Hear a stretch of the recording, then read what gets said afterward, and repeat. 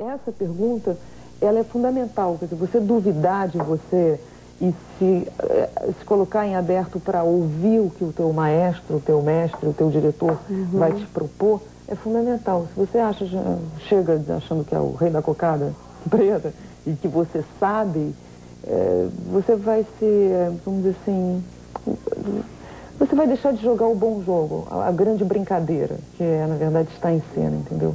Quer dizer, para Salomé, eu acho que, mais uma vez, eu deixo... O grande mito é a Salomé. Ela, sim, é um grande mito. E é um grande mito.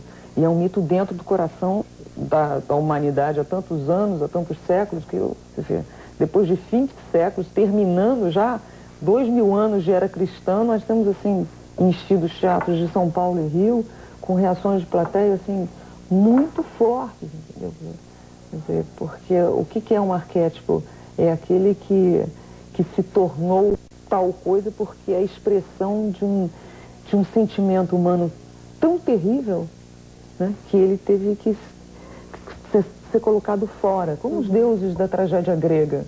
Que deuses são esses? São os nossos sentimentos, né? A ira, a paixão, o ciúme. Você tem medo quando você começa um novo trabalho? Muito medo. Nossa, fundamental. A gente tem que ter medo. Se a gente não tiver medo, a gente é louco.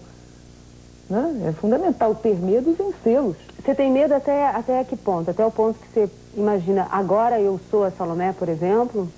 Ou isso já é papo não é agora eu sou a Salomé. O importante é você permitir que a sua Salomé seja o máximo possível. Quer dizer, todos nós temos, principalmente isso que eu estou querendo te dizer, um arquétipo é alguma coisa que você guarda em você.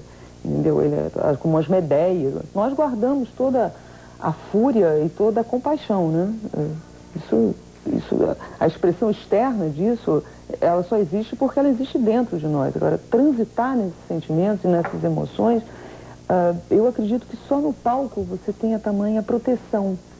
E, no caso do José Tosse Neto, que já é a terceira vez que nós Por que nós nos encontramos e nos reencontramos e por que nós nos convidamos de novo? Pela confiança instaurada, sabe assim? Quer dizer, só com grande confiança que você pode soltar os seus medos e dizer assim, tudo bem, eu tenho medo, mas tem alguém que me olha com tanto amor que eu sei que o amor é como uma rede, né? Você se solta para um salto triplo que você sabe que se você cair, você vai estar nos braços de alguém que te ama e que vai dizer, vamos embora. Um diretor é aquele que é como uma mãe que vê o seu filho começar a andar. O bebê tem medo também, né? Ele não sabe o que vai acontecer com ele vai tateando. E a mãe vai dizendo, mais um pouquinho, mais um passinho.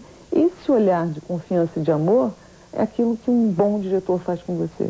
Você não sabe se você vai ser capaz de andar. Mas ele vai chegando para trás e vai dizendo sim, sim, sim. Eu só sei trabalhar no sim. Eu não sei trabalhar no não.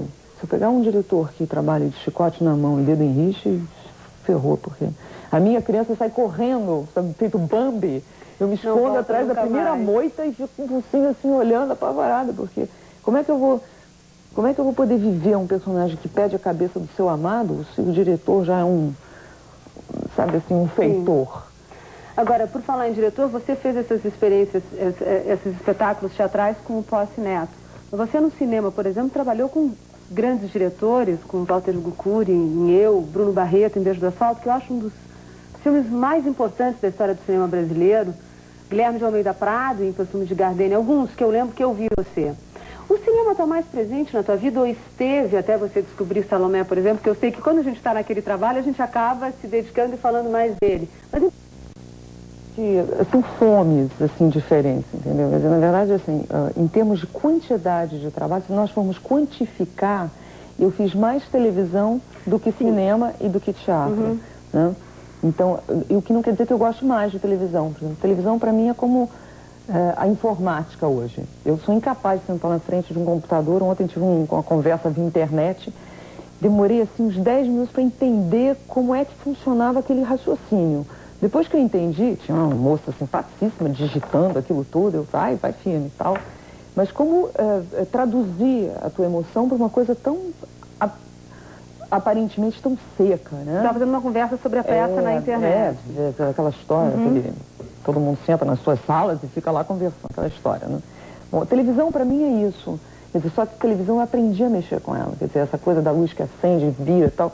Isso é bárbaro, quer dizer, você conseguir estar em concentração, fazendo uma cena delicada, nós duas, e nós sabemos que tem 18 pessoas aqui nos rodeando, nós somos uma ilha cercada de técnicos.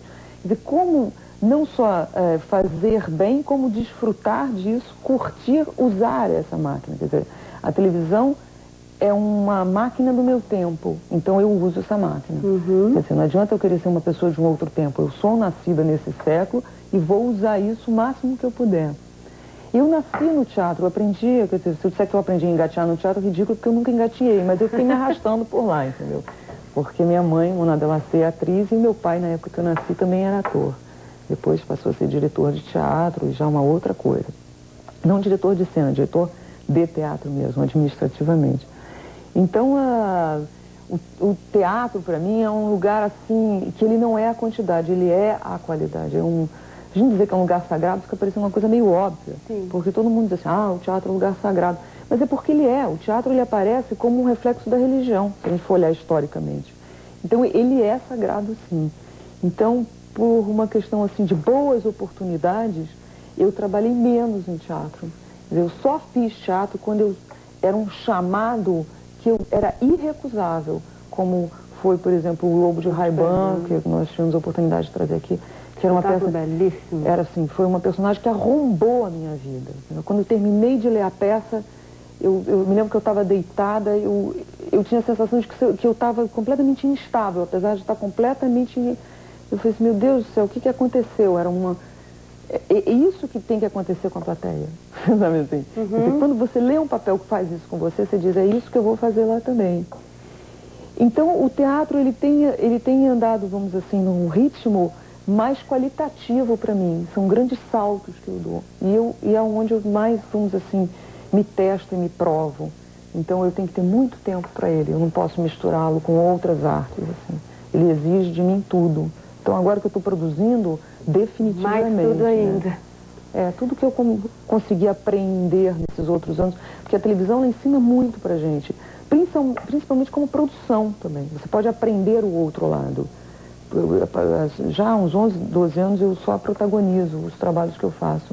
Então, na verdade, você passa a conviver mais com a equipe, né? E com a técnica do que com o próprio elenco.